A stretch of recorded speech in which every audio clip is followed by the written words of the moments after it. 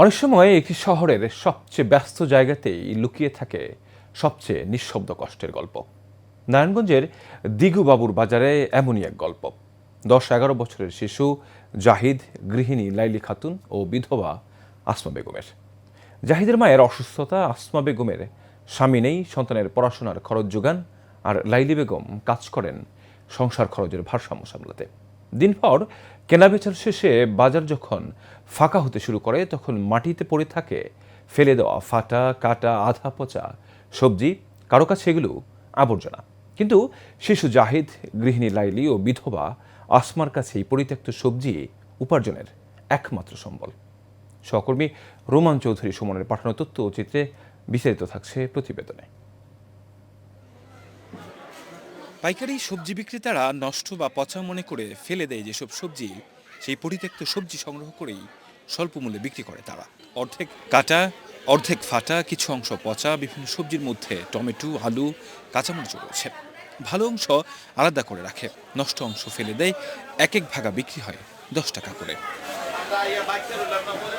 12 বছরের জাহিদ আগে কাজ করত হুঁশিয়ারি পণ্যের কারখানায়।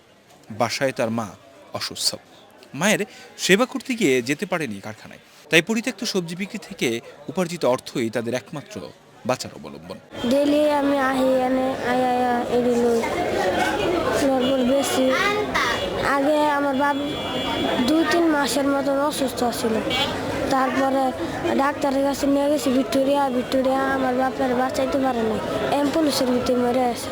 আসমা বেগম জানালেন, স্বামী হারিয়ে দিশেহারা সন্তানদের পড়াশোনা ও দুমুঠো খাদ্য জোগাতেই একই কাজ করেন তিনি। আমার ছেলেটা ছোট, পালতে পারে না, আমার ছেলেটা মানুষ করতে হবে না, মানুষ করে তো বড় করে লিখবে।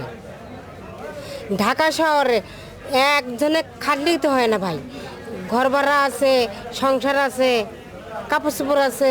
লাইলি বেগমের গল্পটা একটু ভিন্ন। তার স্বামী স্বাবলম্বী, তবে সেই আয়ে সংসার চলে না, তাই কাজ করতে হয় লাইলি বেগমকেও। এই জায়গায় তো মনে কর সংসার চললে হারে না, তারপরও কষ্ট করে চালাতে চাই। এই ফ্যামিলি কার্ড যদি আমরা পাই, তাহলে মনে করি আমরা অনেকখানি উপকার হবো, প্ল্যান আমরা চলতে পারবো। স্থানীয় বাজারের সবজি ব্যবসায়ী টুটুল জানালেন, এরাই হচ্ছে প্রকৃত নিম্নবিত্ত। বর্তমান সরকার যে ফ্যামিলি কার্ডের কথা বলেছে, এরাই তা পাওয়ার যোগ্য। যাই বিক্রি করে 50 টাকা সংসার চলে খায়। সরকার যে বলছে 4 কোটি মানুষের ফ্যামিলি কার্ড দিবে, তে এই আওতায় তো এরা অবশ্যই পড়ে। জীবনযুদ্ধে ভরণপোষণ জোগাতে কতই না যুদ্ধ করতে হয় নিম্নবিত্ত এই মানুষগুলোর।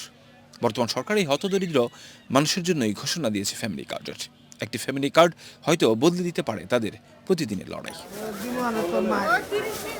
কাউসার আহমেদ, এশিয়ান টেলিভিশন।